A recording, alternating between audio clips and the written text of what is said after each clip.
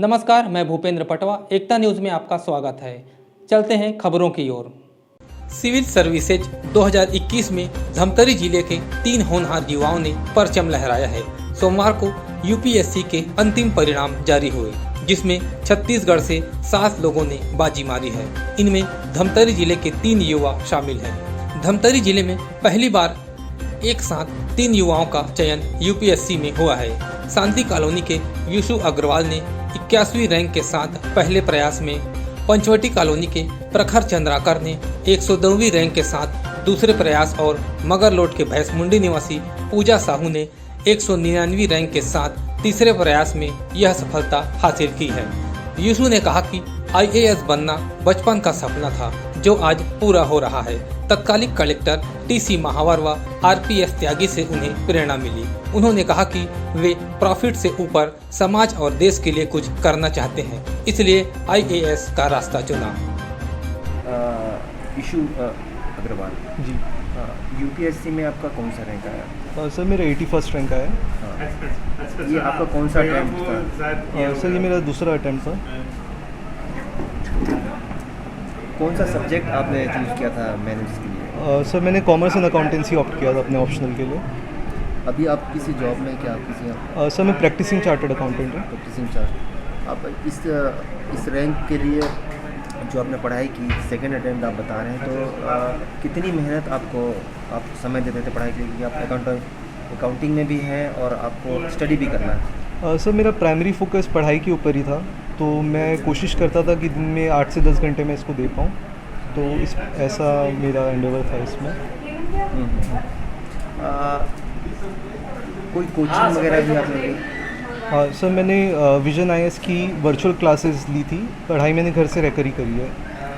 ये कोरोना काल में जब सब कुछ बंद था तो उसका फ़ायदा मिला कि नुकसान हुआ? सर मेरे लिए मतलब मेरी पढ़ाई पे इफ़ेक्ट नहीं हुआ उसका कुछ, क्योंकि उससे पहले से मैं घर पे रह के खुद से पढ़ाई कर रहा था, तो मेरे लिए उससे कुछ खास फ़ायदा या नुकसान नहीं हुआ। छोटी फर्स्ट रैंक आया है, अभी तो कुछ प्रोसेस और होने, तो आपके पास कुछ ऑप्शन अगर मिलते हैं आपको, आईएएस आईपीएस या और अदर जो इसमें रहते हैं, आप किस में जाना पसंद करेंगे? सर मेरा आईएएस पहला प्रेफरेंस होगा, लेकिन जो भी सर्विस मुझको अलोकेट होती है मैं अपना 100% उसमें देना चाहूँगा। पब्लिक सर्विस में जाने के लिए आपने इतनी मेहनत की, आप एग्ज़ाम भी क्लियर किए, पब्लिक सर्विस में क्यों जाना चाहते हैं? सर मुझको लगता है कि प्रॉफिट के लिए या पर्सनल मोटिव के लिए काम सभी करते हैं, उससे ऊपर उठ के कुछ अपनी कंट्री के लिए, अपनी सोसाइटी के लिए करना एक ज़्यादा अच्छा करियर ऑप्शन होगा, जिसमें पर्सनल सेटिस्फेक्शन तो है ही, साथ में आप अपनी सोसाइटी के लिए भी कंट्रीब्यूट कर पाएंगे पॉजिटिवली, तो इसलिए मेरा फोकस इस पर था। ठीक है, आप आईएएस बनना चाहते हैं, तो आईएएस में आप बतौर कलेक्टर काम करना चाहते हैं, और कोई सा पोस्ट आपके ध्यान में है कि एक ड्रीम जो जॉब होती है, ड्रीम पोस्ट जो होता है वो क्या है? सर स्टार्टिंग तो एज डिस्ट्रिक्ट मजिस्ट्रेट ही होगी, लेकिन जैसे ही उसमें जो भी करियर प्रोग्रेशन के एवेन्यूज़ होते हैं, तो जो भी टॉप मोस्ट पोस्ट पॉसिबल है मेरे लिए, कैबिनेट सेक्रेटरी लेवल तक मैं वहाँ तक पहुँचना चाहूँगा। धमतरी से हैं आप, और अगर धमतरी के कलेक्टर बनते हैं तो पहला काम क्या करना पसंद करेंगे?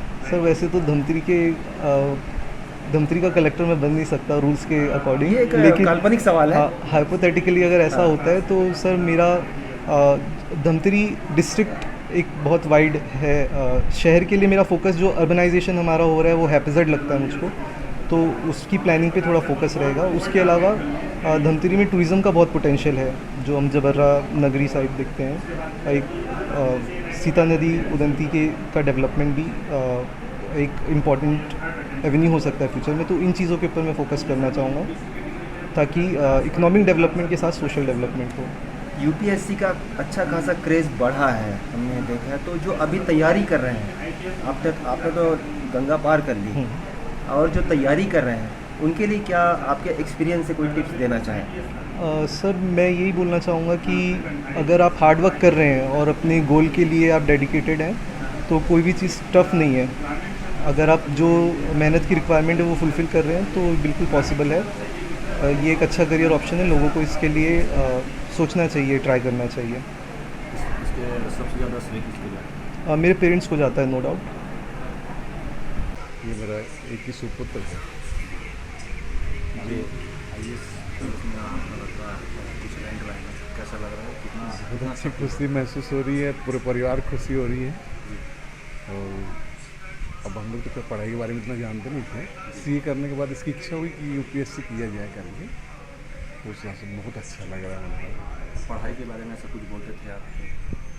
मतलब मैं कुछ नहीं बोल रहा, बल्कि ये बोलता था कि मेरे को आगे पढ़ना है करके, तो इसके मम्मी का बहुत सपोर्ट है। पढ़ाई में कितने घंटे पढ़ाई कर रहे थे? कुछ पढ़ाई ये समझ लो ये 10 से 12 घंटा करीब, बल्कि 12 से ऊपर ही लग जाते हैं। वर्चुअल में जब पढ़ाई करते थे तो आपको कुछ परेशानियां बताई होंगी कि ये परेशानियां आने लगे, वो परेशानी? नहीं, कभी नहीं आई, कभी ऐसी कोई परेशानी नहीं बताया भी होगा। तो जैसे मम्मी से हैंडल करता, मैं एक्चुअल में भी इधर समय नहीं दे पाता था। अभी आप परिवार में कितना खुशी की लहर है, क्या बोलना चाहिए? पूरा खानदान खुश हो रखा है, पूरा परिवार खुश हो रखा है। प्रखर चंद्राकर के पिता ओम प्रकाश चंद्राकर ने कहा कि यूपीएससी के लिए उनका बेटा रोज 8 से 10 घंटे पढ़ाई करता था। उन्होंने तो रेलवे में जॉब करते हुए यह उपलब्धि हासिल की है।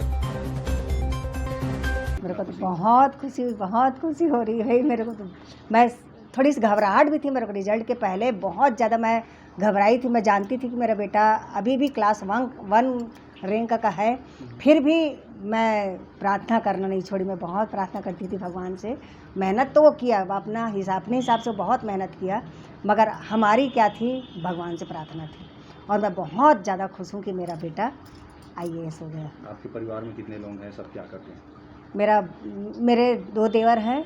मेरा देवर अभी NHPC में है, बहुत वो मैनेजर के पद में है, वो दिल्ली में। और एक देवर है वो क्या कहते हैं रेलवे में है, वो भी अधिकारी पोस्ट में है ना, कंट्रोलर ऑफिसर है। और मेरे मिस्टर तो निर्वाचन अधिकारी है, मेरी सासू माँ है पर्यवेक्षक है ना। तो और मेरा भाई है DPS है, ये कट जाएगा DSP है ना, DSP है। और मेरा एक भाई है वो क्या कहते हैं भिलाई स्टील प्लांट में है। मेरे पिताजी खुद व्याख्याता थे और बहुत दिनों तक प्रधान पाठक थे, उसके बाद लेक्चरर हुए। यूपीएससी सिविल सर्विस में इसका रैंक 102 आया है। जी हाँ। पढ़ाई किस तरीके से करता था, कितने घंटे पढ़ाई? पढ़ाई तो लगभग 8 से 10 घंटा पढ़ाई करता था। पढ़ाई का टाइमिंग उनका बहुत ज़्यादा था और नौकरी करते हुए भी पढ़ाई किया है उसने। कितने साल तक बाहर रहा है, घर में रहा?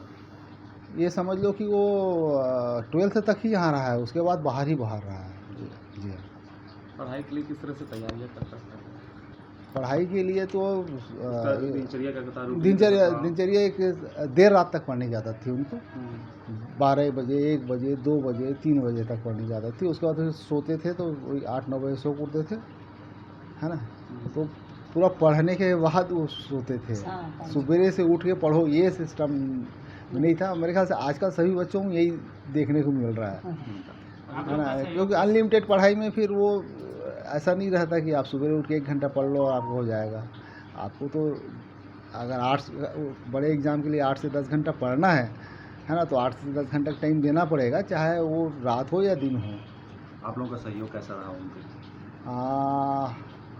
हम लोग का तो बस उन्होंने इच्छा प्रकट किया कि IAS में पहले उसका सिलेक्शन हुआ इंडियन इंजीनियरिंग सर्विस में, उसके थ्रू अभी वो असिस्टेंट इंजीनियर है रेलवे में संबलपुर में। और उसके बाद अचानक वो बीच में इच्छा जाहिर किया कि मैं IAS दिलाता हूँ साहब, आज से लगभग 3 साल पहले। बोला ठीक है भाई, है ना। उससे पहले उसके मन में रहा होगा, लेकिन उन्होंने मेरे सामने प्रकट नहीं किया था, है ना। बहुत ज़्यादा प्रसन्नता हो रही है, बहुत ज़्यादा प्रसन्नता हो रही है। इसको शब्दों में अभिव्यक्त करना कठिन है। आपको बताया थे IAS बनने के लिए पढ़ाई करूँगा, तो हाँ, तो उसके बाद आपकी घबराहट भी बढ़ गई थी। अब IAS के पद पर मतलब पास हो? नहीं, वो ऑलरेडी उसका नौकरी था, इसलिए घबराहट नहीं बढ़ा। मतलब वो ऑलरेडी वो जो है ना UPSC के माध्यम से इंडियन इंजीनियरिंग सर्विस में सेलेक्ट हो चुका था और असिस्टेंट इंजीनियर था, है ना। तो उसकी क्लास 1 की नौकरी तो ऑलरेडी उसके पास था, है ना। इसलिए घबराने वाला कोई बात नहीं था। सफलता मिल जाए तो बहुत अच्छा है। पूजा साहू ने कहा कि उसने अपने लक्ष्य को छोड़ा नहीं। 2 बार सफलता नहीं मिली, तब तीसरी बार तैयारी की और आज लक्ष्य पूरा भी हो गया। अच्छा लग रहा है, बहुत खुशी हो रही है। अच्छा, आप आने वाले जनरेशन को क्या सलाह देंगे?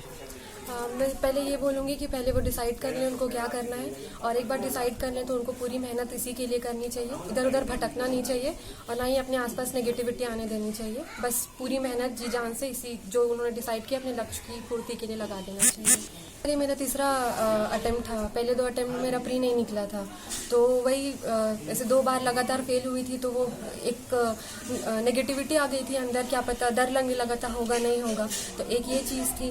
दूसरा था कि आंसर राइटिंग वगैरह में टेस्ट वगैरह बहुत दिए थे इस बार। जो तीसरा अभ्यास था उसमें प्रीलिम्स के लिए बहुत सारे टेस्ट दिए थे, लगभग 80 प्रीलिम्स के लिए मॉक टेस्ट दिए थे। फिर मेंस के लिए आंसर राइटिंग भी बहुत की थी, रोज़ कम से कम 10-12 आंसर लिखा ही करती थी, ताकि वो 6 घंटा लिखना होता है मेंस एग्ज़ाम में, तो वो हो पाए। और बोलने के वक्त थोड़ा मैं तेज़ बोलती हूँ, तो उसके लिए प्रैक्टिस की थी कि मैं धीरे बोलूँ। ज़्यादा पढ़ने की कोशिश की थी, जो पढ़ा है उसको बहुत ज़्यादा बार रिवाइज़ करने की कोशिश की थी, ताकि चीज़ें मन में रहें और एग्ज़ाम हॉल में जब मैं जाऊँ तो क्वेश्चन देख के ही कुछ चीज़ें दिमाग में आ जाए, ताकि मैं लिख सकूँ, ज़्यादा टाइम न लगाऊँ सोचने में। कि आप डिसाइड करिए आपको क्या करना है और पूरी मेहनत उसी के लिए कीजिए, उसको पाने के लिए। इधर उधर मत भटकिए, दूसरों की बातों पर ध्यान मत दीजिए। आपको कई लोग मिलेंगे जो कहेंगे कि आप शायद नहीं कर सकते, आप पे क्वेश्चन उठाएंगे, तो कभी कभी ऐसा होता है 10 बार आप वही चीज़ सुनोगे तो आपके मन में भी वो सवाल आ जाता है। तो इस चीज़ को मत आने दीजिए, बस जी जान से उस चीज़ को अचीव करने के लिए आप जुट जाएं। एकता न्यूज़ में आज बस इतना ही। अगले बुलेटिन में फिर मिलेंगे, तब तक के लिए नमस्कार।